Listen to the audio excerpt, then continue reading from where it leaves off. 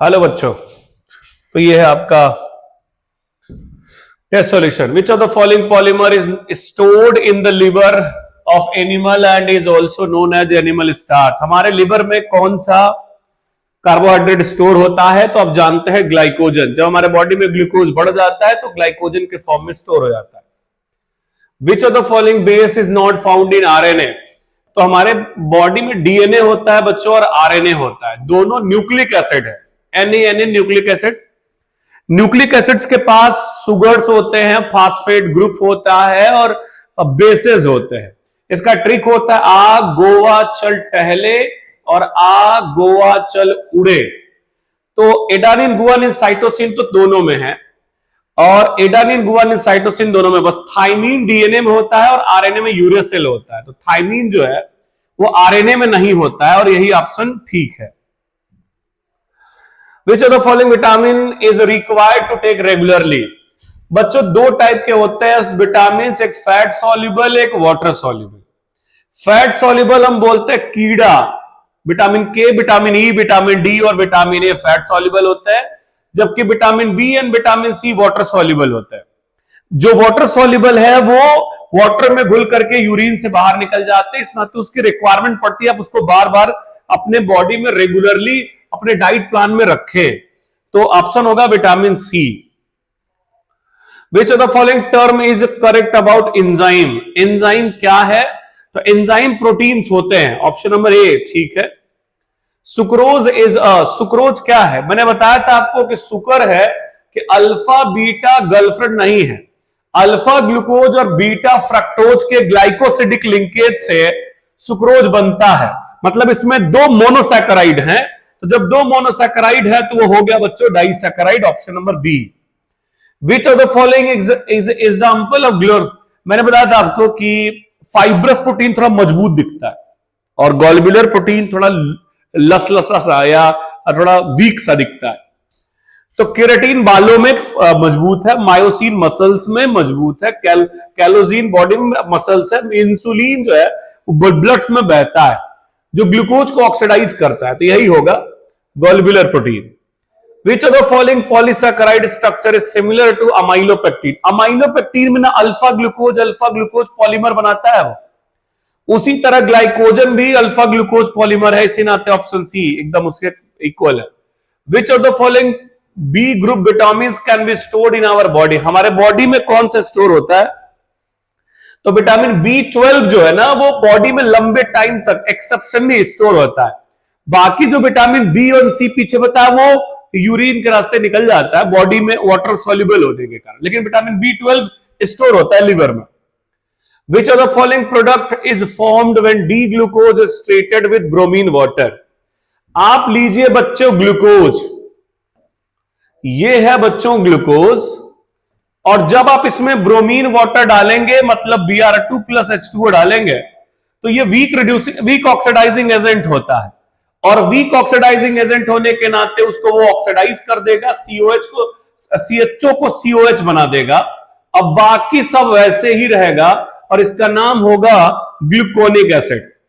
अच्छा HNO3 डालेंगे तो COH हो जाएगा, तो नाम हो जाएगा ग्लूकोसैकरिक एसिड।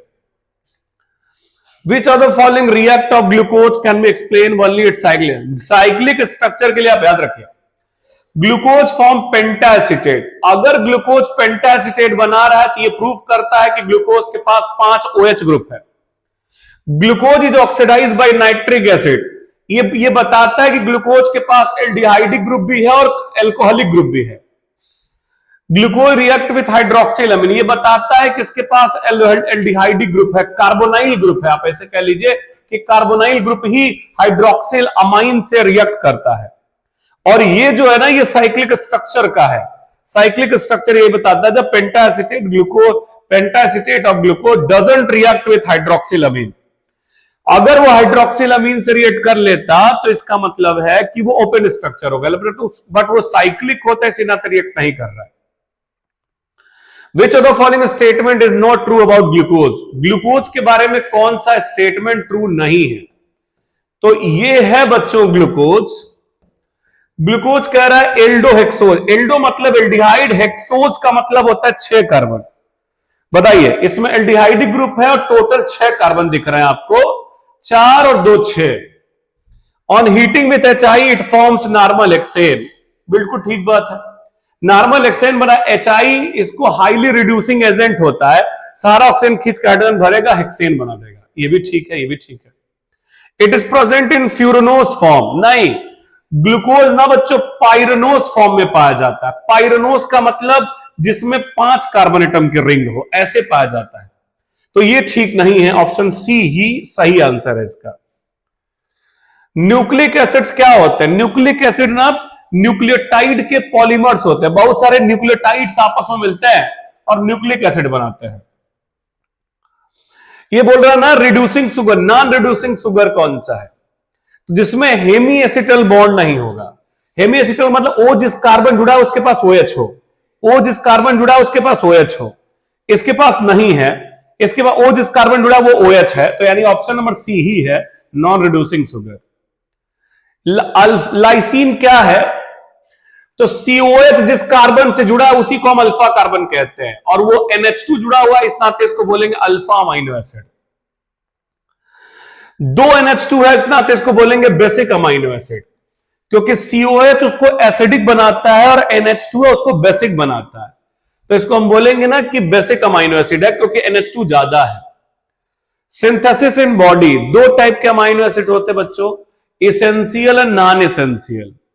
इसेंशियल जो हमारी बॉडी बाहर से इंपोर्ट करती है फूड के माध्यम से, और नॉन इसेंशियल वो होता है जो हमारी बॉडी खुद बनाती है। नॉन इसेंशियल्स वो होते हैं। तो जो हमारा ये लाइसिन है ना, वो बॉडी में सिंथेसाइज नहीं होता है, इस नाते ये गलत है। बीटा अमाइनो एसिड नहीं है क्योंकि अल्फा है, इस नाते ऑप्शन डी ठीक है। Which of the following reaction of glucose can explain? वही साइक्लिक स्ट्रक्चर फिर आया, पेंटा एसिटेट हाइड्रोक्सिल अमीन से रिएक्ट नहीं करेगा, ऑप्शन नंबर सी है। क्या है रिलेशन इन दोनों में? यहां कार्बन देखिए, H ऊपर OH नीचे, OH ऊपर H नीचे, मतलब इसके अरेंजमेंट में चेंज आई है, बाकी सब बिल्कुल सेम है। और एक कायरल सेंटर के अरेंजमेंट में अगर चेंज आ जाती है इसको एनोमर्स बोलते हैं। चलो म्यूटा रोटेशन कौन दिखाता है? म्यूटा रोटेशन वो दिखाएगा जिसके पास हेमी एसिटल बॉन्ड होगा। ग्लाइकोज के पास भी, ग्लूकोज के पास भी होता है, माल्टोज के पास भी होता है, ग्लूकोज, ये सब भाई हैं एक दूसरे के। ग्लूकोज आप बनाइए, दूसरे कार्बन पे चेंज कर दीजिए माल्टोज बन जाएगा, चौथे पे चेंज कर दीजिए ग्लक्टोज बन जाएगा। तो ये सब दिखाएंगे म्यूटा रोटेशन। सुक्रोज नहीं दिखाएगा क्योंकि डाइसैकेराइड होता है। Glucose and mannose are, glucose और मैनोज दूसरे कार्बन पे चेंज होते हैं केवल। अगर मैं ग्लूकोज बनाऊं तो ये ग्लूकोज दिखेगा, ऐसा दिखेगा। ग्लूकोज ना बच्चों वो ऐसा दिखता है। ये दूसरे कार्बन पे ग्लूकोजवा में OH नीचे होता है, H ऊपर होता है, और मैनोज में OH ऊपर हो जाता है, H नीचे हो जाता है। एक ही पोजीशन खाली चेंज होता है। और चूंकि साइक्लिक स्ट्रक्चर इस नाते होना चाहिए anomers, option number A. Invert sugar कौन सा है? इनवर्ट शुगर हम कहते किसको है, पहले आप ये समझेंगे। इनवर्ट शुगर का मतलब होता है बच्चों कि जैसे मान लीजिए कंपाउंड होते हैं तो वो 2 टाइप का रोटेशन शो करते हैं, डेक्स्ट्रोरोटेटरी एंड लीवोरोटेटरी। हमारा जो सुक्रोज है ना वो पहले डेक्स्ट्रोरोटेटरी होता है, बट जैसे उसको वाटर में डालते हैं तो वो ग्लूकोज एंड फ्रक्टोज में टूट जाता है। अब डी ग्लूकोज बनाता है डेक्स्ट्रोरोटेटरी, और एल फ्रक्टोज बनाता है, लीवोरोटेटरी फ्रक्टोज बना देता है। और एल वाला ज्यादा होता है, मतलब एल वाले रोटेशन ज्यादा है, तो नेगेटिव वैल्यू ज्यादा है। एल रोटेशन मतलब लीवोरोटेटरी रोटेशन, नेगेटिव वैल्यू ज्यादा होती है। इस नाते इसमें दोनों होते हैं, प्लस और माइनस दोनों, इस नाते सुक्रोज आंसर ठीक है। In purine nucleoside C1 of the sugar from glycosidic linkage with which position of purine? किस पोजीशन पे in purine nucleotides C1 of sugar from glycosidic linkage with which position of purine? ये तो 9th position पे होता है। Purine और pyrimidine derivatives होते हैं बच्चों। प्यूरिन छोटा है तो बड़े बड़े स्ट्रक्चर्स बनाता है, pyrimidine एडानिन और गुआनिन pyrimidine होते हैं, और बाकी जो बच्चे साइटोसिन, यूरेसिल, थायमिन, ये सब जो है प्यूरिन डेरिवेटिव्स होते हैं। 9th कार्बन एटम पे ग्लाइकोसिडिक लिंकेज बनाते हैं। तो ये रहा आपका 65 क्वेश्चन।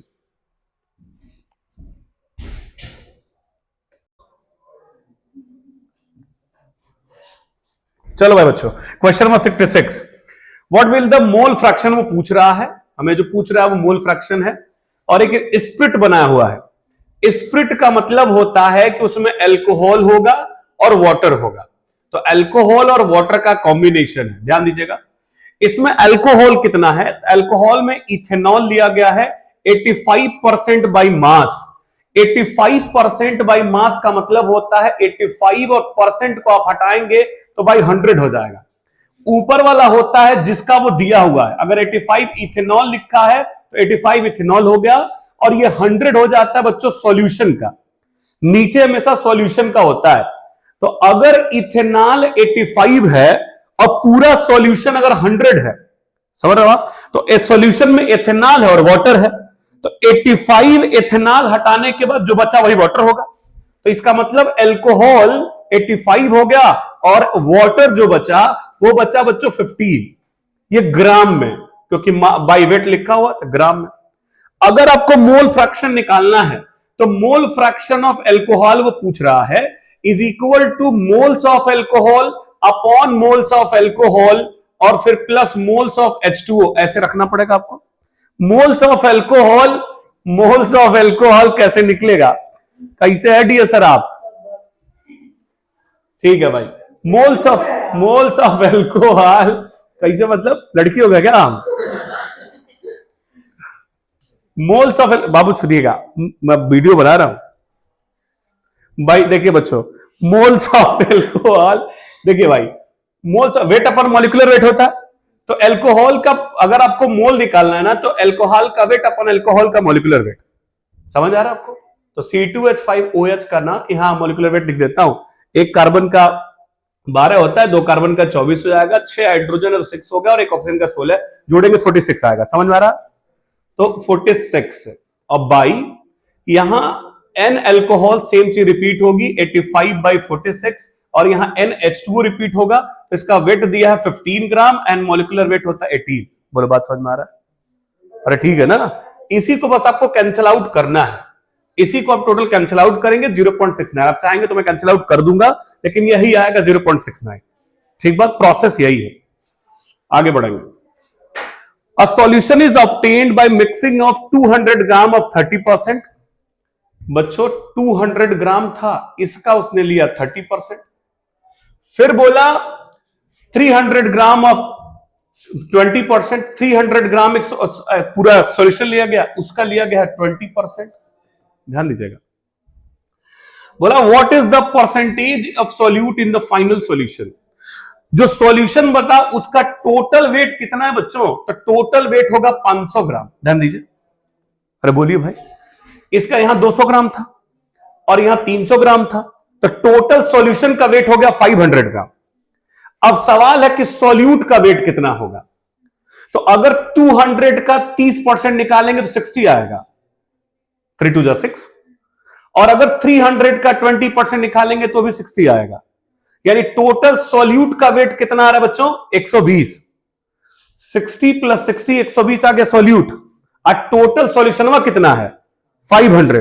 तो अब अगर आपको परसेंटेज निकालना है तो सॉल्यूट को ऊपर रखिए, टोटल नीचे रखिए और इंटू कर दीजिए 100। बोलिए बात समझ में आ रहा है, और इसको कैंसिल आउट कर दीजिए, यहां 0 0 कैंसिल आउट हो गया, और ये 24% आंसर आ जाएगा। कैसे क्या समझ में आ रहा है, फिर से अगेन बोल देता हूं, एक पूरा सब्सटेंस लिया गया था 200 ग्राम और यहां लेगा 300 ग्राम, इस 200 ग्राम में 30% सॉल्यूट है, 300 ग्राम में 20% सॉल्यूट है, समझ में आ रहा है। तो 200 ग्राम में 30% सॉल्यूट निकालिए 60 ग्राम, 300 ग्राम पूरे सॉल्यूशन में 20% सॉल्यूट है 60 ग्राम, वो हो जाएगा। और टोटल सॉल्यूशन कितना बना तो 500 का, और टोटल सॉल्यूट कितना बना तो 120 ग्राम। आपको परसेंटेज निकालना है तो 120 बाई टोटल इंटू 100 करेंगे 24% आ जाएगा, ऑप्शन नंबर डी। आई बात समझना। Next question, what of the following is are incorrect match. Solutions के टाइप आपने पढ़े होंगे बच्चों स्टेट के बेस पे, स्टेट के बेस पे कई सारे सॉल्यूशन होते हैं, समझिएगा। सबसे पहला होता है ना लिक्विड सॉल्यूशन, लिक्विड सॉल्यूशन, फिर होता है सॉलिड सॉल्यूशन और फिर होता है गैसियस सॉल्यूशन। समझिए, ये लिक्विड सॉल्यूशन इसलिए कह रहे हैं क्योंकि उसमें जो ज्यादा क्वांटिटी है वो लिक्विड की है, और जिसकी ज्यादा क्वांटिटी होती है उसे सॉल्वेंट बोलते हैं। समझ रहे हो ना? जिसमें सॉल्वेंट लिक्विड होगा उसे बोलेंगे लिक्विड सॉल्यूशन, जिसमें सॉल्वेंट सॉलिड होगा उसको बोलेंगे सॉलिड सॉल्यूशन। बोलो यार। और जिसमें सॉल्वेंट गैस होगा उसको बोलेंगे गैसियस सॉल्यूशन। एग्जांपल के तौर पे इतनी सारी गैस है और इसमें थोड़ी सी धूल मिली हुई है, डस्ट पार्टिकल्स घुले हुए हैं, तो आप बताइए इतना सारा गैस है उसमें थोड़ा सा डस्ट अगर घुला हुआ है तो इसको हम कहेंगे गैसियस सॉल्यूशन, क्योंकि गैस ज्यादा है। अगर एक गिलास पानी लिया और उसमें 1 चम्मच चीनी डाला तो देखिए पानी ज्यादा है, तो उसको हम बोलेंगे लिक्विड सॉल्यूशन। समझ आई बात? तो जिसमें जो भी होता है, तो ये एग्जांपल्स आपको इसमें दिए जाते हैं। जब ये सॉल्यूशंस पढ़ाए जाते हैं ना तो वहां आपको एग्जांपल्स दिए जाते हैं। बोलो समझ में आ रहा है? कैम्फर, कैम्फर मतलब कपूर बोलते हैं उसको। इन नाइट्रोजन गैस, कैम्फर आप जलाएंगे थोड़ा सा नाइट्रोजन गैस में घुल जाएगा वो जाके। अरे बोलो भाई। और नाइट्रोजन गैस ज्यादा इस नाते इसको गैसियस सॉल्यूशन बोलेंगे। बिल्कुल ठीक है, बोलो याद हो रहा है? हाइड्रोजन एक गैस होती है बच्चों, और जो पैलेडियम होता है वो सॉलिड होता है। तो हाइड्रोजन को जब पैलेडियम पे रखते हैं तो जब आपने पूछा होगा Na/Pd जब हम पढ़ाते थे रिडक्शन में, तो Na/Pd से रिडक्शन कराते थे क्योंकि हाइड्रोजन इसके सरफेस पे एब्जॉर्ब रहता है। समझ रहे हैं आप? तो इसका मतलब इसमें पैलेडियम जो सॉलिड है वो ज्यादा है और ये हाइड्रोजन कम है, इस नाते हम इसको कहेंगे सॉलिड सॉल्यूशन। यहां लिक्विड दिया ही गलत हो रहा है क्योंकि इसमें लिक्विड तो है ही नहीं। अरे यार है। और फिर ये chloroform mix with nitrogen gas, ये भी गैसियस सॉल्यूशन है। बिल्कुल ठीक बात है, यानी दूसरा नंबर गलत है और बाकी दोनों सही है। तो दूसरा नंबर गलत ही पूछ रहा है, वो इनकरेक्ट, तो कौन सा होगा? Option number C. आया कि नहीं आया? Next question, the density of a solution prepared, Deepak sir please, the density of a solution prepared by dissolving 120 gram of urea, molar mass दिया हुआ 60 AMU in 1000 gram of water is 1.15 gram per ml, the molality of the solution। सबसे पहले आप समझिए molality किसको कहते हैं बच्चों। देखिएगा, मोलालिटी इज इक्वल टू होता है वेट ऑफ सॉल्यूट बटे molecular weight of solute, molarity है। ठीक बात, मोलारिटी है। और जब मोलारिटी की बात होती है तो हम कहते थे वेट ऑफ सॉल्यूट बटे मॉलिक्यूलर वेट ऑफ सॉल्यूट और into volume of solution in litre. समझ में आ रहा है? Volume of solution in litre, ये आपको चाहिए टोटल। आई बात समझ? क्या दिया हुआ क्या चीज नहीं दी हुई, पहले हम इसको फाइंड आउट करेंगे। 120 ग्राम यूरिया दिया हुआ है और वो डिसॉल्व है 1000 ग्राम ऑफ वाटर में। जिसकी क्वांटिटी कम है वो आप जानते हैं बच्चों, वो सॉल्यूट होता है। अरे बोलिए भाई, इसका मतलब क्या हुआ बच्चों कि सॉल्यूट का वेट तो दे दिया, और चूंकि यूरिया नाम भी लिख दिया इसका मतलब सॉल्यूट का मॉलिक्यूलर वेट भी दे दिया। अब बच गया V, यानी सॉल्यूशन हमें V बच गया। V मतलब हो गया उसका वॉल्यूम बच गया, यानी बाकी जितनी बकायती दी गई है ये सब के सब आपको V निकालने के लिए दिया गया है। क्या कह रहा हूं, सुन रहे हैं? बताइए आप। V का मतलब होता है wait of solute. Wait of solute देखिए 120 ग्राम दे दिया हुआ है। बोलो समझ में आ रहा है? अच्छा, मॉलिक्यूलर मास 60 ग्राम, मास मॉलिक्यूलर वेट भी दे दिया हुआ 60 AMU। बोलो भाई, अब जो बाकी की चीजें दी गई हैं वो केवल वॉल्यूम निकालने के लिए दिया गया है। तो हम जानते हैं डेंसिटी इज इक्वल टू होता है मास अपॉन वॉल्यूम। बोलिए बच्चों, डेंसिटी की वैल्यू दिया हुआ है 1.15 और मास की वैल्यू, मास का मतलब टोटल सॉल्यूशन का मास। तो यहां 120 ग्राम यहां था और 1000 ग्राम यहां था, टोटल जोड़ेंगे तो 1120 ग्राम होगा। समझ आ रहा ना? तो 1120 ग्राम अपॉन हो जाएगा वॉल्यूम। तो यहां से अगर आप वॉल्यूम निकालेंगे तो वॉल्यूम इज इक्वल टू आएगा 1120 अपॉन 1/1.5। ये जो वॉल्यूम आया बच्चों ये ml में आया। क्यों ml में आया? क्योंकि ये डेंसिटी देखिए ml में दिया हुआ है। बोलो बच्चों, और हमें डेंसिटी किस में चाहिए? लीटर में। अरे फॉर्मूले में लीटर में होता है, तो इसको लीटर में ले जाने के लिए 1000 से डिवाइड कर देंगे। हाँ, आया बात समझ? अगर आपको यहां हटाना है, इसको ml में करना है, तो 1000 से ऊपर मल्टीप्लाई कर दीजिए। आई बात समझ? बस हो गया, काम खत्म। तो molarity is equal to weight कितना दिया हुआ है 120 gram into 1000 upon molecular weight कितना दिया हुआ है 60 आ रहा ना, और इंटू और ये टोटल दिया हुआ है 1120 अपॉन 1.15। हाँ आई बात समझ? इसको ऊपर ले जाएंगे, मल्टीप्लाई करेंगे, तो उसको ले जाइएगा ऊपर, मल्टीप्लाई वगैरह करेंगे तो m इज इक्वल टू आएगा 120 इंटू, जब मल्टीप्लाई किया तो इसका 2 जीरो, ये 2 पॉइंट ले गया, तो ये बन जाएगा 115 इंटू 10 अपॉन, या नीचे बना 60 इंटू 1120। समझ आ रही बात? यहां ये 2 जीरो इस 2 जीरो से कैंसिल आउट हो चुका है। बोलो बच्चों, 6 2 जा 12 कैंसिल हो गया। ये लगभग लगभग 1 टाइम्स है। अरे 1 टाइम्स है ना, देखिए 112 और 115 है बच्चों, लगभग 1 टाइम्स है। तो अब 2 से मल्टीप्लाई करेंगे तो आंसर लगभग 2 पॉइंट समथिंग आना चाहिए। समझ में ना? 2 पॉइंट नहीं है, 2 पॉइंट नहीं है, 2 पॉइंट है, ये नहीं है। आया आया, ये कैलकुलेशन भी सीखिए, कैलकुलेशन बच्चे फंसते हैं। चलो ना, next question. 34.2 gram of sugar was dissolve in water to produce 214.2 gram of sugar syrup, the molality and the mole fraction. एक निकालेंगे, दूसरा आंसर मिल जाएगा। ध्यान दीजिएगा बच्चों, सुनिए। वो कह रहा सुगर इतने ग्राम, टोटल सॉल्यूशन ये है। समझ में आ रहा है ना? टोटल सॉल्यूशन ये है और आपको निकालना है मोलालिटी। तो पहले हम जानेंगे मोलालिटी इज इक्वल टू होता क्या है। तो मोलालिटी इज इक्वल टू होता है weight upon weight of solute upon molecular weight of solute into weight of solvent in KG. अगर इसको ग्राम में ले जाना चाहेंगे तो आप पूछे ऊपर 1000 से मल्टीप्लाई कर दीजिए। अब ये ग्राम में बन गया। बोले बात समझ नहीं आया? बच्चे नहीं आ रहा है? चलिए भाई, सबसे पहले वेट ऑफ सॉल्यूट देखेंगे। बताइए इसमें सॉल्यूट कौन है जिसकी क्वांटिटी कम है? तो 34.2। आई बात समझ ना? तो ये सॉल्यूट के आगे 34.2। अरे बोलो बच्चों, इनटू हो गया 1000 ऊपर था, upon molecular weight of solute. अगर हम मॉलिक्यूलर वेट की बात करेंगे तो यहां उसकी बात किया था सुगर की, और सुगर का फॉर्मूला होता है C12H22O11।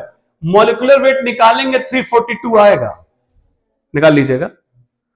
इसका मॉलिक्यूलर वेट हमने रखा 342 इनटू वेट, और ये सॉल्यूशन का वेट नहीं है, सॉल्वेंट का वेट है। तो ये पूरा सॉल्यूशन ये है और ये है उसमें सॉल्यूट। तो सॉल्यूशनवा में से सॉल्यूट हटा देंगे तो मिल जाएगा सॉल्वेंट। तो इसमें से अब इसको हटाएंगे तो 180 मिलेगा। भाई 214.2 में से 34.2 हटाएंगे ना तो 180 मिलेगा। आई बात समझ? इतनी बात। इसको आप कैंसिल आउट करेंगे तो ऊपर 0.1 बचेगा, और 0.1 मल्टीप्लाई इसमें करेगा तो ऊपर 100 हो जाएगा, अपान 180 हो जाएगा, कैंसिल आउट हो गया। 2 5 जा 10, 2 9 जा 18, 5/9 आया। इसको अब समझ नहीं आया? इसको अब डिवाइड करेंगे तो 9 5 जा 45, फिर 5 बचा, फिर 9 5 जा 45, 0.55 समथिंग आना चाहिए। इसमें नहीं है, इसमें नहीं है, इसमें नहीं है, इसमें है। बोलिए भाई, यानी ऑप्शन नंबर सी एकदम ठीक है। और हमें एक ही चीज से ऑप्शन आंसर मिल गया, दूसरा निकालने की जरूरत थी ना। आया, आगे बढ़ेंगे। What is the mass of urea required for making 2.5 kg of 0. Molal का मतलब होता है मोलालिटी। मोलल का मतलब क्या? मोलालिटी। तो बच्चों molality is equal to weight of solute upon molecular weight of solute into weight of solvent in KG. अगर इसको ग्राम में आपको करना, ग्राम केजी में तो दिया ही है, ठीक है। आ रहा समझना आपको? अरे बोलो। तो बच्चों मोलालिटी दे दिया है 0.25, तो इसको मोलालिटी रख देंगे 0.25 is equal to weight of solute, the mass of urea पूछ रहा है, वेट में पूछ रहा है बच्चों, मास मतलब वही वेट पूछ रहा है, और यूरिया बता दिया है तो यूरिया का मॉलिक्यूलर वेट होता है 60, और टोटल वेटवा दिया है 2.5 kg सॉल्वेंट का। बोले बोलो बच्चों, मल्टीप्लाई करेंगे तो पहले 25 हो गया 625, और 2 डिजिट के बाद पॉइंट इसमें है, 1 डिजिट के बाद पॉइंट इसमें, 3 डिजिट के बाद पॉइंट लग गया, और फिर इनटू करेंगे अब 60 इज इक्वल टू W, यार है ना, मल्टीप्लाई करेंगे ना 3 पॉइंट समथिंग 37, ये आंसर आना चाहिए। 6 6 37, मतलब पॉइंट में आएगा लेकिन अप्रॉक्स आंसर वही होगा। ऑप्शन नंबर ए क्या दिया है, ठीक है। चलो आए ना बच्चों। सॉल्युबिलिटी ऑफ सब्सटेंस, हाँ हाँ क्या कह रहे हैं, ना ना बच्चे, गलत गलत, ये ग्राम में ही होता है, ये होता है केजी में, बात समझिए। इसका केजी है, इसको केजी काट देगा।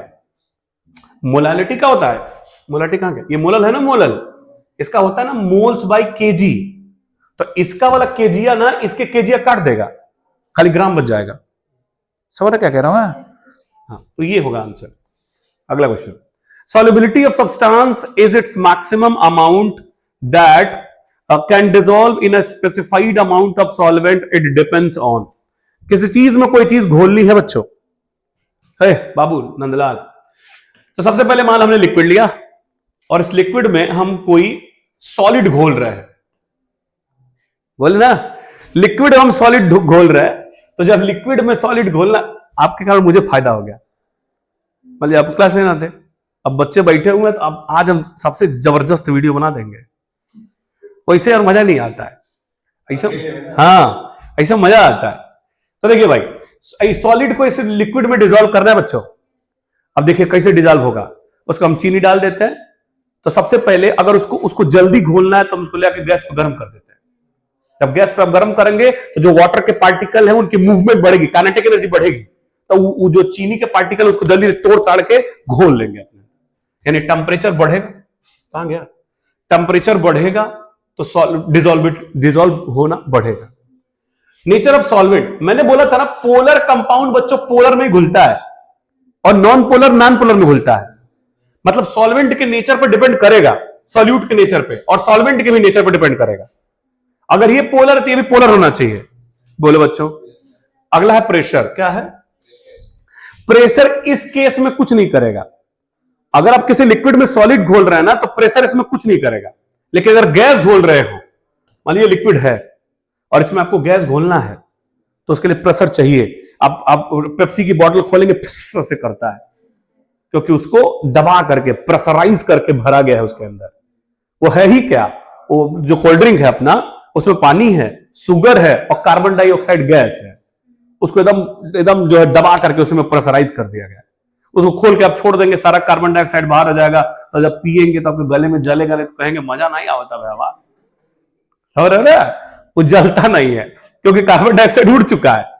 ये हेनरी प्रिंसिपल पढ़ाया जाता है इसके लिए, मतलब चारों चीजें होनी चाहिए, क्या होनी चाहिए बच्चों, चारों। नहीं आया, option number D. The law which indicate the relationship between solubility of a gas in a liquid and pressure, ये तो हेनरी लॉ होता है। हेनरी लॉ ही बताता है हमें कि किसी गैस को कैसे लिक्विड में कैसे हम घोलेंगे। Solubility is directly proportional to the mole fraction, याद होगा आपको, और फिर हटा करके हेनरी कांस्टेंट KH लगाते हैं, तो हेनरी लॉ, ये तो ठीक था, एकदम सिंपल था। According to Henry law the partial pressure of the gas in vapour phase P proportional to the mole fraction of the gas in the solution for different, ये तो ठीक बात है। वो यही कह रहा है कि जो सॉल्युबिलिटी वेपर प्रेशर, ठीक बात, जो प्रेशर होता है वो डायरेक्टली प्रोपोर्शनल है मोल फ्रैक्शन के, इसको हटाएंगे तो यहां KH लिखेंगे और इंटू XA लिख देंगे। अच्छा अब आगे ये वगैरह कहा, higher the value of KH at a given temperature higher is the solubility of the gas, तो इसको प्रेशर क्यों करना, सॉल्युबिलिटी कर लीजिए, सबसे बेटर रहेगा। Solubility is directly proportional to P होता है, क्योंकि जितने ज्यादा प्रेशर बढ़ाएंगे सॉल्युबिलिटी उतना बढ़ता है, आई बात समझ। तो यहां अगर सॉल्व करेंगे ना, solubility upon KH is equal to आएगा XA, आएगा ना, अरे आएगा सॉल्युबिलिटी। तो मैं कह रहा हूं कि सिंपल सी बात फिर से बताता हूं, higher the value of KH at a given pressure higher is the solubility of the gas, higher the value of KH at a given pressure lower the solubility of gas, बिल्कुल ठीक बात है। KH जितने ज्यादा होगा solubility उतने कम होगी, और केएच जितने कम होगा सॉल्युबिलिटी उतने ज्यादा होगी। समझ रहे हैं आप? तो ऑप्शन नंबर बी एकदम ठीक है। अगला क्वेश्चन ये क्या है? The value of Henry law constant for the some gases इतना वगैरह वगैरह वगैरह, order of the solubility. Pressure जितने ज्यादा लगाएंगे उतना तेज घुलेगा। अरे बोलो। इसका देखो प्रेशर सबसे ज्यादा है, अरे है ना, ये बहुत तेज से घुलेगा। इसको प्रेशराइज क्या पूछ रहा था? The value of Henry law constant. अच्छा, हेनरी लॉ कांस्टेंट की वैल्यू पूछ रहा है। ये दोनों इनवर्सली प्रोपोर्शनल होते हैं। बोलो भाई, जिसका प्रेशर ज्यादा होगा उसका हेनरी कांस्टेंट कम होगा, इनवर्सली प्रोपोर्शनल। और जिसका प्रेशर कम उसका हेनरी कांस्टेंट ज्यादा होगा। तो यहां देखिए प्रेशर ज्यादा दिया हुआ, अरे बोलो, मतलब हेनरी कांस्टेंट कम होगा। तो सबसे ज्यादा ये दिया हुआ है, इसका हेनरी कांस्टेंट सबसे कम होगा। अब ये हट गए, ये हट गए, ये दोनों बच गए, ऑप्शन ए एंड डी। बोलो भाई। अब नाइट्रोजन ऑक्सीजन में टैली कर लो। नाइट्रोजन दिया 76.48 और हाइड्रोजन दिया 69.16। बताओ कौन ज्यादा है? नाइट्रोजन वाला ज्यादा है, इसका मतलब इसका हेनरी कांस्टेंट कम होगा। ऑप्शन नंबर ए आया। H2S is a toxic gas used in a qualitative analysis if solubility of H2S in water at STP is 0.195 m. What is the value of KH? बड़ा difficult सा question है, ध्यान देना बच्चों, सुनेंगे। चलो, मैं ये कह रहा हूं कि ये जो छोटा m लिखा हुआ है ना, ये मोलालिटी लिखा हुआ है। क्या लिखा हुआ है? मोलालिटी। और मोलालिटी का यूनिट क्या होता है? मोलालिटी का यूनिट होता है मोल बाय केजी। अरे होता है ना, मोल बाय केजी होता है। अगर H2S को डाला गया है वाटर में और H2S की मोलालिटी इतनी है बच्चों, बोलो, इसका मतलब यह हुआ कि H2S इतना मोल होगा जब वाटर लिया जाएगा 1000 ग्राम। नहीं आया। देखिए, H2S को घोला गया है किस में? वाटर में। वाटर में मोलालिटी दी गई है 0.195 और 0.195 मोलालिटी होता है मोल पर केजी, और ये केजी किसका होता है? सॉल्वेंट का। और यहां सॉल्वेंट है वाटर बच्चों, नहीं आ रहा है? सॉल्वेंट में वाटर है, क्योंकि H2S की तो मोलालिटी दी गई है ना, वो तो कम होगा। अच्छा भाई, तो मैं ये कहूंगा कि अगर मैं वाटर को 1000 मान लू, अगर मैं वाटर को 1000 मान लू या 1 केजी मान लू, 1000 ग्राम या 1 केजी, अगर मैं इसको 1 केजी मान लूंगा तो ये H2S इतना मोल हो जाएगा। नहीं आया? मैं फिर से समझाता हूं। ये H2S था इन, बोलो, वाटर था ना?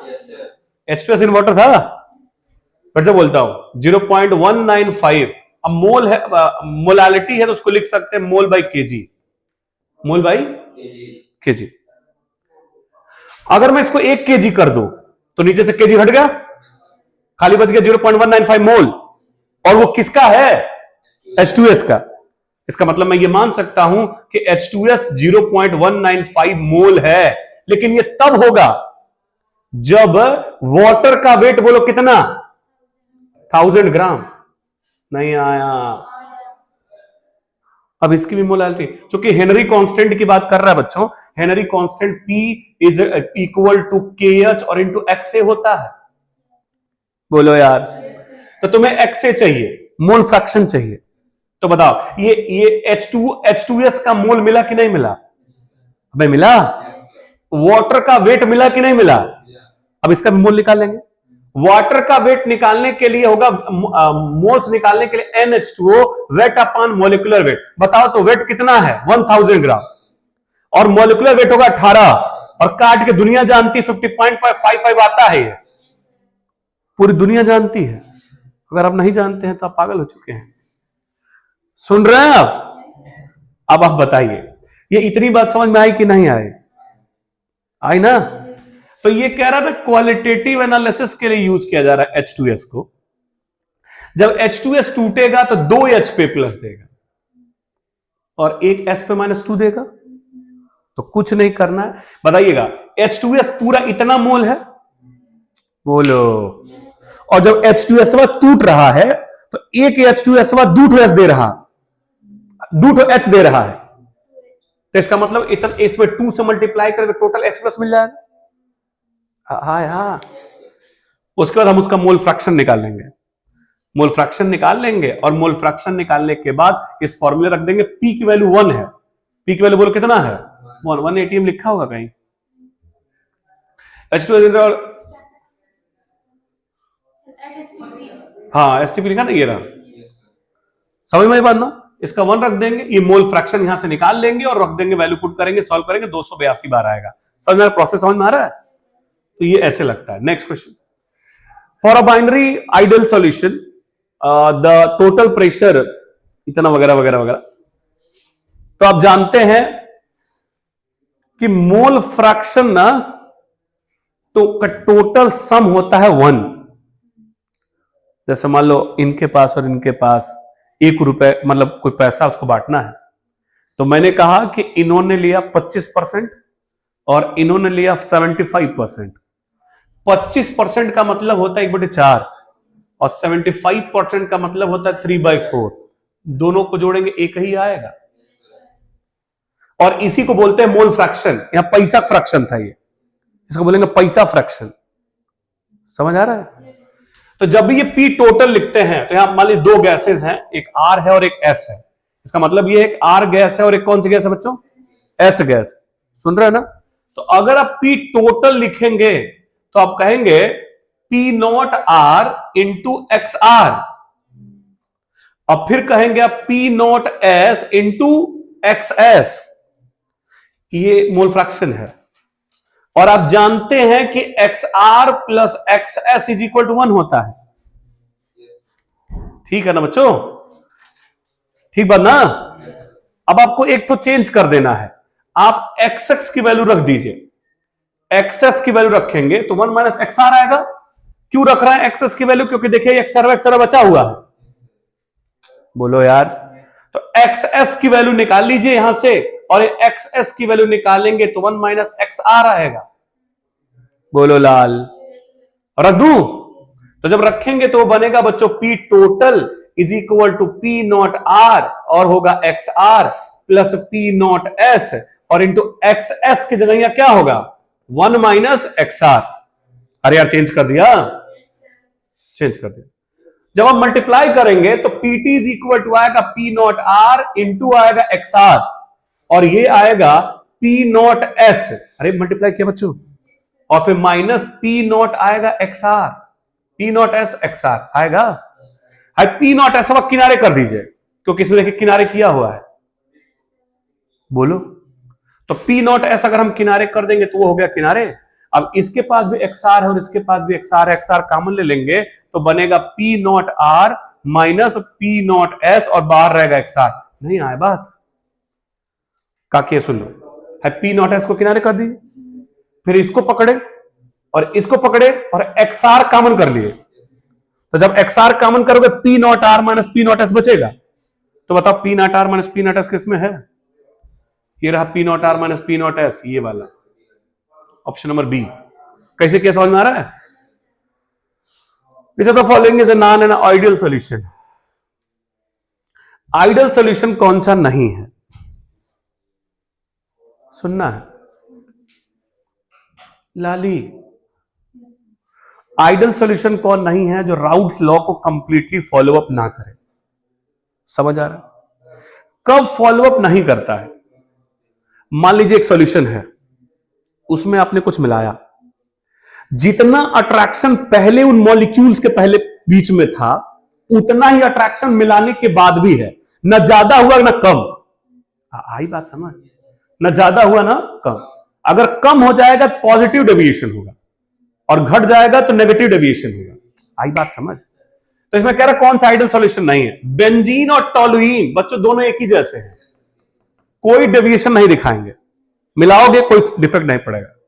लेकिन एल्कोहल, ये जो है ना, ये जो H2O एल्कोहल है, H2O ये एल्कोहल, H2O में स्ट्रॉन्ग हाइड्रोजन बॉन्डिंग बनती है और एल्कोहल में हाइड्रोजन बॉन्डिंग लेकिन इसके जितना स्ट्रॉन्ग नहीं बनती है।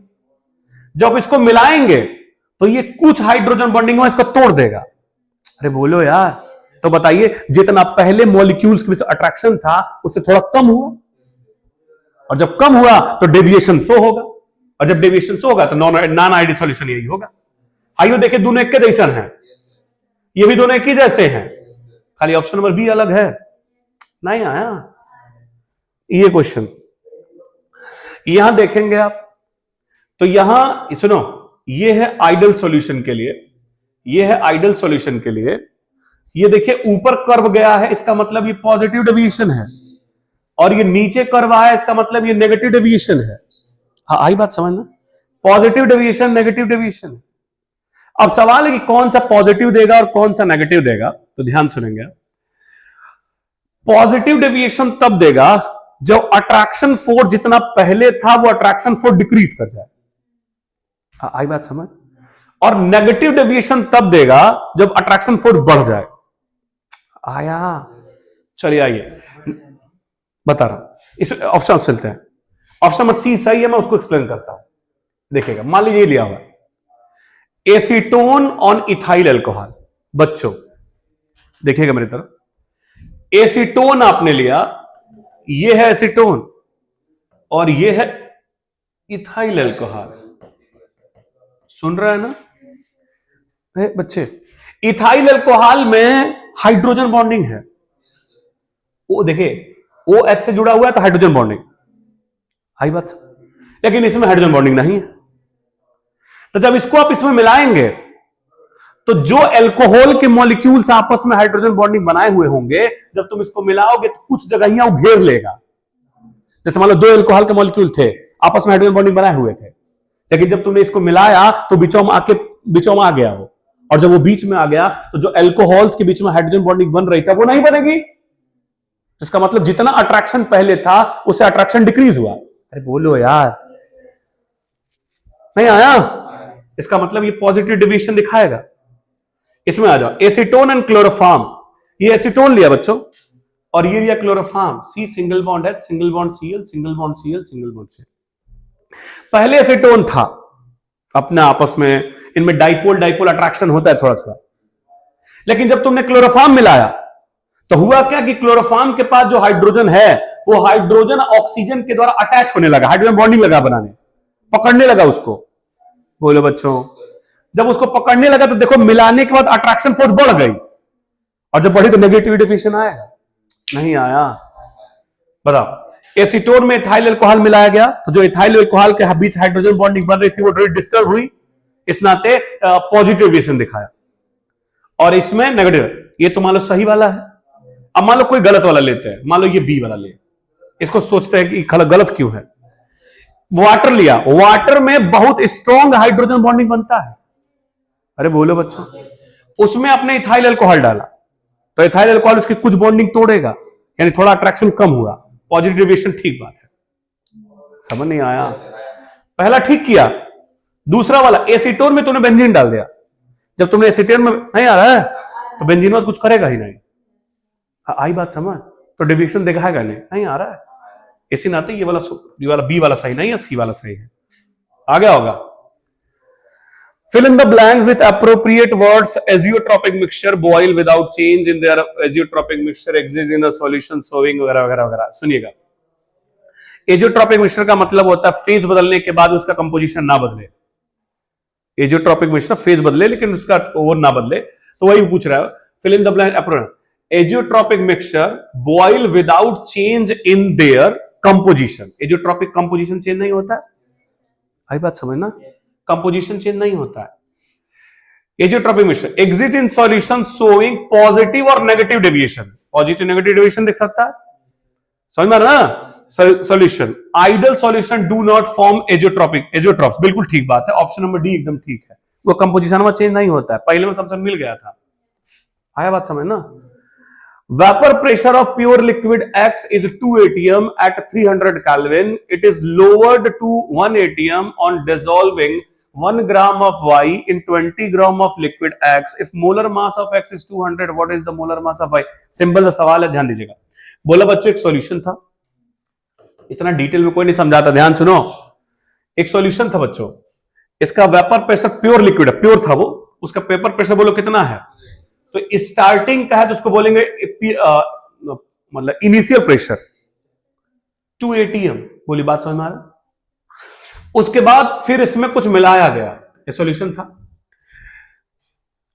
अच्छा टेम्परेचर दिया था 300 केल्विन, बोलो ठीक बात है ना।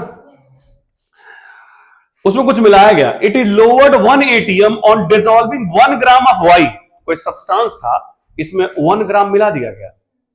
बोलो बच्चों, इसमें ये वाई वाला ना, वाई वाला 1 ग्राम मिलाया गया, तो इसका जो ना पहले 1 atm से डिक्रीज कर गया। मतलब अब जो सॉल्यूशन बना है, ये सॉल्यूशन बन गया ना, कुछ मिलाया गया सॉल्यूशन बन गया, तो ये 1 atm हो गया। अरे भाई 2 atm था, 1 atm डिक्रीज कर 1 atm बचेगा। कितना मिलाया गया था? 1 ग्राम मिलाया गया था। बोलो 1 ग्राम मिला गया था वाई का, ठीक है। इन 20 ग्राम लिक्विड ऑफ एक्स, मतलब जो ये एक्स वाला लिक्विड था शुरुआत में, वो 20 ग्राम था। बोलेगा ना। अच्छा बताओ, ये 1 ग्राम है 20 ग्राम, कौन सॉल्यूट कौन सॉल्वेंट? क्या कह रहा है? इसी में तो बोल रहा हूं, ये जो रेड कलर बना है, नहीं तो वाई ये ग्रीन वाला है, क्या दिखाया वाई ग्रीन? नहीं आया। वाई दिया बच्चों 1 ग्राम और एक्स दिया 20 ग्राम। बोलो सॉल्यूट कौन सॉल्वेंट कौन? समझ आई बात? तो capital W is equal to आया 20 ग्राम। आया आया आया। कह रहा molar mass of X is equal to 200, यानी molar mass of X is equal to दिया हुआ है 200। अब पूछ रहा वगैरह फॉर्मूला होता है P not minus P S upon P not is equal to Na upon Na plus NB। नहीं आता है, मोल्स ऑफ सॉल्यूट ये होता है। आ रहा है? वैल्यू पुट कर देंगे, पी नॉट की वैल्यू 2, पी एस की वैल्यू 1, पी नॉट की वैल्यू 2। अरे बोले यार, ए मतलब सॉल्यूट का मोल्स, और सॉल्यूट का मोल्स हो जाएगा wait upon molecular wait. Solute का वेट दिया हुआ 1 और मॉलिक्यूलर वेट में पूछ रहा है वाई। बोलो बोलो बोलो बोलो। नहीं आया, नहीं आया, तो 1 अपॉन वाई आ रहा है ना। उसी तरह फिर सॉल्यूट आया 1 अपॉन वाई, और फिर प्लस सॉल्वेंटवा आ गया, तो सॉल्वेंट का वेट दिया हुआ 20 ग्राम, मॉलिक्यूलर वेट 200 ग्राम, तो 20 अपॉन 200। आई बात समझ? सॉल्व कर दो, आंसर आ गया। ठीक है, 20 atm आएगा, 20 आएगा, 20 हटाऊं। A solution containing 12.5 gram of non-electrolyte substance in 185 gram of water shows boiling point elevation of 0. इतना वगैरह वगैरह, ठीक है। देखिएगा, delta TB is equal to होता है I into K B into M. समझ रहे हैं आप? डेल्टा टीबी मतलब होता है elevation in boiling point, boiling point का बढ़ना। आई मतलब होता है टोटल नंबर ऑफ आयन, मतलब टूट कर कितने आयंस दिया। बोलो यार, ये केबी कांस्टेंट है जिसकी वैल्यू दी गई है, ठीक है। और एम मतलब होता है मोलालिटी। बताइए बॉइलिंग पॉइंट में कितने का चेंज आया था? Elevation in 0.80 kelvin. बोलो बच्चों, जितना एलिवेशन आया वो 0.80 हो गया। आई का मतलब वो जब कोई टूट करके कुछ देता है उसको आई लिखते हैं। इसने लिख दिया बच्चों नॉन इलेक्ट्रोलाइट। नॉन इलेक्ट्रोलाइट का मतलब वो टूटेगा ही नहीं, और जब टूटेगा ही नहीं तो आई की वैल्यू कुछ आएगी ही नहीं। नहीं आए बात समझ? तो आई की वैल्यू हो जाएगी 1, क्योंकि वो टूटेगा ही नहीं, एक ही रह जाएगा। केबी की वैल्यू दिया हुआ है 0.52। मोलालिटी इज इक्वल टू होता है wait of solute. Wait of solute कितना है बोलो? 12.5 वेट ऑफ सॉल्यूट है, अपॉन क्या पूछ रहा था? मोलर मास पूछ रहा है, तो मोलर मास रहने दिया हमने, और फिर wait of solvent in KG, और 185 ग्राम है तो इसको केजी में ले जाएंगे, 185 अपॉन 1000 हो जाएगा। समझ में आया ना? इसको सॉल्व करेंगे तो यही आएगा। कर दो सॉल्व, हो जाएगा ना? सॉल्व कर दीजिए, हो जाएगा। freezing point of an aqueous solution is minus 0.186. Elevation of boiling point of the same solution is kb is equal to इतना, kf is equal to इतना. Find out the increase in boiling point. ये भी वही question है, लेकिन इसमें दोनों मिला के दिया हुआ है. पहले आप डिवाइड है डेल्टा टीएफ, क्योंकि फ्रीजिंग पॉइंट की बात हो रही है. Delta TF is equal to I into K F into M होता है, और फिर होगा delta TB is equal to होगा I into K B into M. समझ रहा? अगर मैं डिवाइड कर दूं, सेम सॉल्यूशन का है, अगर मैं डिवाइड कर दूंगा तो delta TF upon delta TB is equal to K F upon K B. M से M cancel out, value put कर दिया, आंसर आ गया. समझ रहा है? सिंपल से वैल्यू बस पुट करिए और सॉल्व करिए, आंसर आए. ये तो बकलोल वाला है. ऑस्मोटिक प्रेशर क्या होता है? ऑस्मोसिस एक फिनोमिना होता है बच्चों, जिसमें एक हम सेमी पैरेलल मेम्ब्रेन लेते हैं, उस पर हम सॉल्यूशन डालते हैं ना, तो सॉल्वेंट चला जाता है, सॉल्यूट में रुक जाता है. जैसे चीनी पानी डालेंगे तो पानी चला जाएगा, चीनी रुक जाएगा. इसी को हम ऑस्मोसिस कहते हैं. उसको रोकने के लिए हम प्रेशर लगाएंगे. ध्यान दीजिएगा, यहां उसने एक सेटअप बिठा है, ये बहुत नॉर्मल सा सेटअप है. ये एक सेटअप बिठा, बीच में हम लगा देते हैं सेमी पैरेलल मेम्ब्रेन. ये देखिए मेम्ब्रेन लगाया गया है. बोलो बच्चों, एक तरफ सॉल्यूशन लगाया गया. सॉल्यूशन का मतलब इसमें सॉल्यूट घुले होंगे, और ये प्योर सॉल्वेंट खाली वाटर है. समझ रहे हैं ना? जैसे ही आप ये कराएंगे तो होगा क्या, एक्चुअली ये जो पानी है वो आएगा जाएगा, लेकिन ये सॉल्यूट के पार्टिकल नहीं जाएंगे. समझ रहे हैं? तो इधर ही ना अगर आप पानी डालेंगे ना तो पनिया फ्लो करके ही लगेगा बढ़ाने, पिस्टन में उठाने लगेगा. इसका मतलब ये हुआ कि पानी जा रहा है, सॉल्वेंट जा रहा है. बोलो भाई, सॉल्वेंट अगर जा रहा है तो इसका मतलब, हेलो हेलो, सॉल्वेंट अगर जा रहा है तो इसका मतलब, ये आवाज चली जाती है बार बार. सॉल्वेंट अगर जा रहा है तो इसका मतलब ये हुआ कि ऑस्मोसिस हो रहा है. अब जितना पनिया यहां से आया है उसको रोकने के लिए हमने पिस्टनवा पे प्रेशर लगाया, तो जितना पनिया आया था जब प्रेशर लगा उतना पनिया वापस चला जाएगा. उसी प्रेशर को हम कहते हैं ऑस्मोटिक प्रेशर. दिखाते किससे है? पाई से, कुछ बुक्स में पी से. समझ रहे हैं ना? तो वही वो कह रहा है, the external pressure applied on the solution to stop osmosis is called osmosis. बिल्कुल ठीक बात पहले है, मत पढ़ो, जाने दो. समझ नहीं आया? अगला, अरे वो क्वेश्चन भी आया. Osmotic pressure of a solution containing 2 gram dissolve protein पर 300 centimetre cube of solution 20 mm of Hg वगैरह वगैरह. देखो बच्चों, पाई इज इक्वल टू होता है सीआरटी. आई सीआरटी होता है, लेकिन हम आई नहीं ले रहा है क्योंकि आई की बात ही नहीं किया हो. चलो, सी मतलब होता है कंसंट्रेशन, मतलब मोल्स अपॉन वॉल्यूम, और ये रहा आर और ये रहा टी. समझ नहीं आया? मोल्स आपको निकालना है. मोल्स क्या होता है? मोल होता है वेट अपॉन मॉलिक्यूलर वेट. अरे मोल वेट अपॉन वेट दिया हुआ है, वेट दिया हुआ ना, और चेंज ही कर देता हूं. चलो, ये weight upon molecular weight into V और आर और टी. अब सबकी वैल्यू मैं बना के दे दे रहा हूं, सॉल्व रख दीजिएगा, सॉल्व हो जाएगा.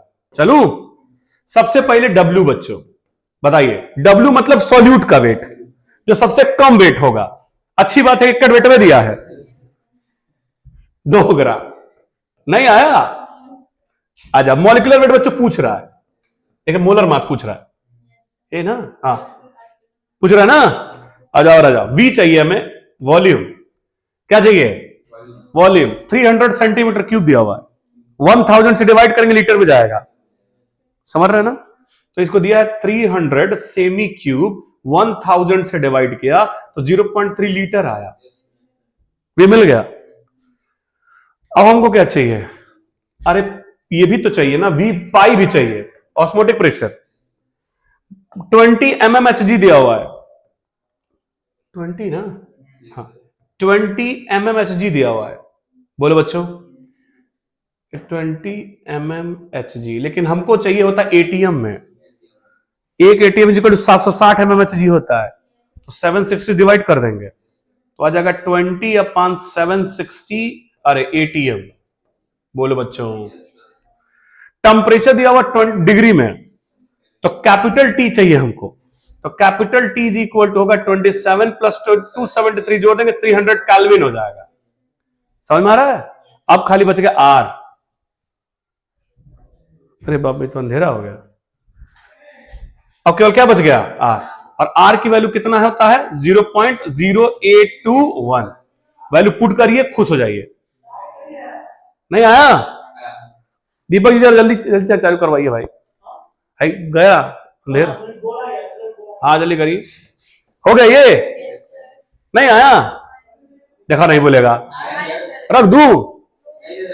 वैल्यू पुट कर देना है बस। चलो ये गया। विच of the following statement is not correct? कौन सा करेक्ट नहीं है? 5% of aqueous solution of MaCl and KCl are said to be isomolar. Same molar होने चाहिए, ऐसा थोड़ा ना बात है। इसका मोलकुलर वेट कुछ और, इसका मोलकुलर वेट कुछ और। अबे दोनों का मोलकुलर वेट अलग अलग है, तो ये होएगा ही नहीं। समझ में आ रहा ना? पहला ही गलत है, गलत है पूछ रहा था क्या? हाँ तो यह सही है। और देख लेते हैं। रिकॉर्डिंग भी बंद हो तो रहा रिकॉर्ड। आप डरा देते हैं यार। नहीं नहीं, लाइट चल रहा है वो। आगे क्या बच्चों? 1m sucrose solution and 1m glucose solution are isotonic. बिल्कुल ठीक बात है। देखो बच्चों, सुक्रोज भी नहीं टूटता है और ग्लूकोज भी नहीं टूटता है, तो बिल्कुल ठीक है। अगला, reverse osmosis is used in desalination. बिल्कुल ठीक बात है। हाउ, देखिए जो समुद्र का पानी होता है ना, उसमें साल्ट को हटाने के लिए ये प्रोसीजर किया जाता है। फॉर द सेम सॉल्यूशन, ये अभी तो ला ही था पिछुआ। अरे लाया तो था। Next question. और solution containing 10.2 gram of glycerine per litre is isotonic with 2% solution of glucose. What is the molar mass of glycerine? ये तो सिंपल सा क्वेश्चन है बच्चों। देखो जब पाई इज इक्वल टू होता है सीआरटी, बस 2 मिनट रुक जाइए। पाई 1 इज इक्वल टू होता है C1RT। देखिए आरटी तो कांस्टेंट होगा, और फिर पाई 2 इज इक्वल टू होगा C2RT, कांस्टेंट होगा। दोनों डिवाइड करेंगे तो होगा pi 1 upon pi 2 is equal to C1 upon C2। बोलो बच्चों। और आइसोटोनिक कह रहा है, कहां गया? आइसोटोनिक। आइसोटोनिक का मतलब होता है दोनों का ये एटमॉस्फेयर का ये नहीं ये, हाँ पाई 1 पाई 2 सेम है, तो अगर सेम है तो कैंसिल आउट हो जाएगा। तो concentration of C1 is equal to concentration of C2 आ गया, तो हो जाएगा N1 upon V1 is equal to N2 upon V2। Value put करे, सॉल्व करे, आंसर आया। कैसे क्या समझ में आ रहा है?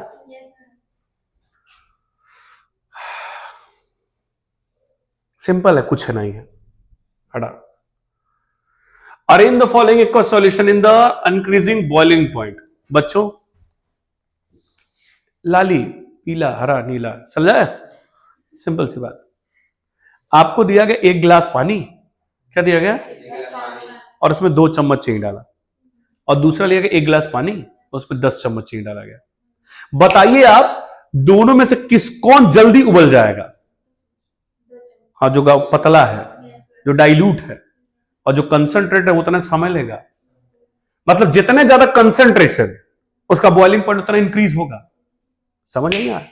तो कंसंट्रेशन बस अब देख लीजिए, इसमें किसका कंसंट्रेशन ज्यादा होगा। देखो इधर मोलारिटी दिया हुआ है 10⁻⁴। इसका मतलब ये हुआ, सुनना बच्चों, एक के नीचे 4 जीरो। अरे बोल यार, NaCl टूटेगा 2 आयन देगा, Na पे प्लस और Cl माइनस, तो 2 से डिवाइड करोगे तो इसकी वैल्यू आएगी 0.0002, पहला वाला। दूसरा वाला करोगे ना तो 10⁻⁴ m यूरिया, तो 1/4 जीरो इसको भी नीचे। बोलो बच्चे, यूरिया टूटता ही नहीं है।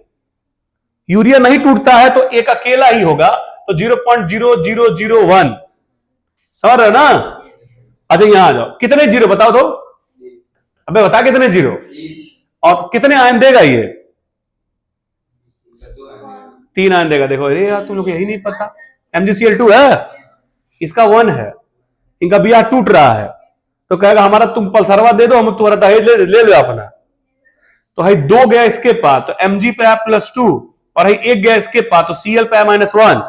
अब चूंकि 2 Cl था, इसमें 2Cl -1 बनेगा। बोल यार, इसका मतलब 1 आयन ये और 2 आयन ये, 3 आयन बना, तो 3 से मल्टीप्लाई होगा तो आंसर आएगा 0.003। अब आएगा, इस पे आ जाओ, कितने जीरो बताइए तो? 2 जीरो। अब कितना आयन देगा? 2 आयन, तो आएगा 0.02। बताओ इसमें सबसे बड़ी वैल्यू कौन सी है? ये वाली। इसका मतलब इसका ऑस्मोटिक पर सबसे ज्यादा होगा, तो 88 वाले का सबसे ज्यादा कहां है? कहां? अच्छा हाँ, चौथे वाले का सबसे ज्यादा, फिर तीसरा वाला, फिर पहला वाला डू है, हाँ, और फिर दूसरा वाला। ठीक है, एकदम सर है ना। Next question, what will the degree of dissociation of 0 वगैरह वगैरह। आई इज इक्वल टू होता है 1 plus n minus 1 into alpha, होता है ना? नहीं जानते हो? हाफ मान फैक्टर है ये। हाफ मान फैक्टर आई की वैल्यू दिया है 2.74 is equal to 1 plus n।